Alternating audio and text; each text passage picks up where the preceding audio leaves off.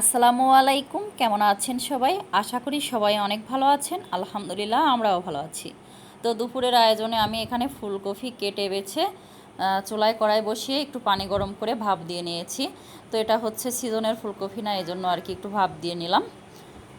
তো কুমড়ো বড়ি, মাছ আর বাটা মশলা, রেগুলার ইউজ করার মশলা, আর হচ্ছে 2টা টমেটো, তো সব কিছু রেডি। এখন হচ্ছে রান্না করে নিব।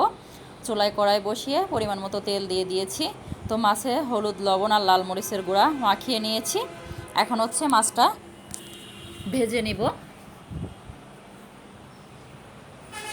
তো মাছের পিসগুলো আমি এখন একে একে দিয়ে ভেজে নিচ্ছি। তো মাছগুলা লাল লাল করে ভেজে নিয়েছি, এখন উঠিয়ে নিচ্ছি। আর ওই একই তেলে আমি এই যে কুমড়ো বড়ি, তো ওইগুলো দিয়ে লাল লাল করে ভেজে নিচ্ছি সুন্দর করে। তো মাছের তরকারিতে হচ্ছে কুমড়ো বড়ি দিলে খেতে বেশি মজা হয়, এই জন্য ভাবলাম কিছু কুমড়ো বড়িও দিয়ে নেই। তো খুব বেশি দেই নাই, অল্প দিয়ে দিয়েছি আর কি। তো যাই হোক, এগুলো ভেজে উঠিয়ে নিয়েছি। এখন ওই যে বাটা মশলা, তো ওই মশলার ভিতরে সামান্য কিছু পানি দিয়ে আমি মশলাটা সুন্দর করে গুলিয়ে নিয়েছি। এখন এই যে দিয়ে দিলাম, দিয়ে হচ্ছে ভালো করে মশলাটা কষিয়ে নিচ্ছি। তো মশলাটা কষানোর পরে এখন এই যে সবজিগুলো দিয়ে দিচ্ছি। এখানে ফুলকপি, বেগুন, আলু আর পাকা টমেটো, তো এগুলো দিয়ে হচ্ছে আজকে মাছের তরকারি রান্না করব। তো এসব সবজি দিয়ে খেতে বেশ ভালোই লাগে। তো এখানে ফুলকপির পরিমাণই খুব বেশি দিয়েছিলাম।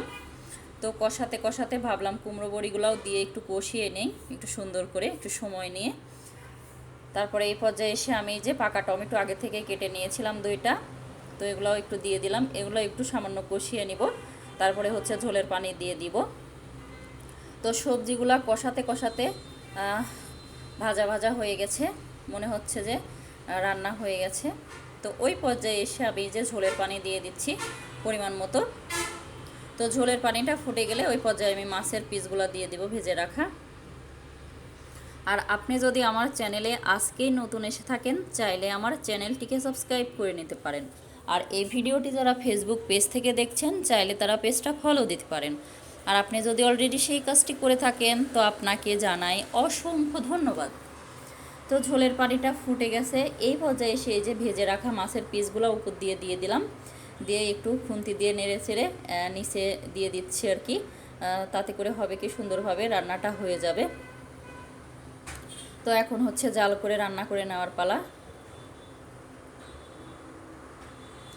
তো ভিডিওর এই পর্যায়ে এসে এখন পর্যন্ত যারা ভিডিওটি দেখছেন অথচ একটা লাইক দিতে ভুলে গিয়েছেন, প্লিজ একটা লাইক দিতে ভুলবেন না। আর ভিডিওটি যদি বেশি বেশি ভালো লাগে কমেন্টের মাধ্যমেও জানাতে পারেন, চাইলে ভিডিওটি ফ্রেন্ড ও ফ্যামিলির মাঝে শেয়ারও করতে পারেন। তো আপনাদের সাথে কথা বলতে বলতে রান্নার প্রায় শেষ পর্যায়ে চলে এসেছি। এই পর্যায়ে এসে আমি এই যে আগে থেকে কেটে বেছে রাখা হচ্ছে ধনিয়া পাতা, এগুলো দিয়ে দিচ্ছি।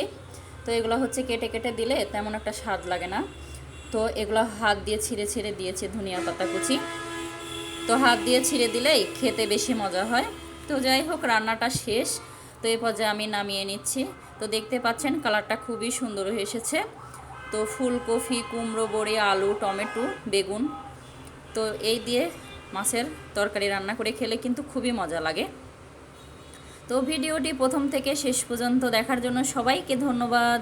আপনাদের সবার সুস্বাস্থ্য ও দীর্ঘায়ু কামনা করে আজকের ব্লগটি এখানেই শেষ করছি। আল্লাহ হাফেজ, আসসালামু আলাইকুম।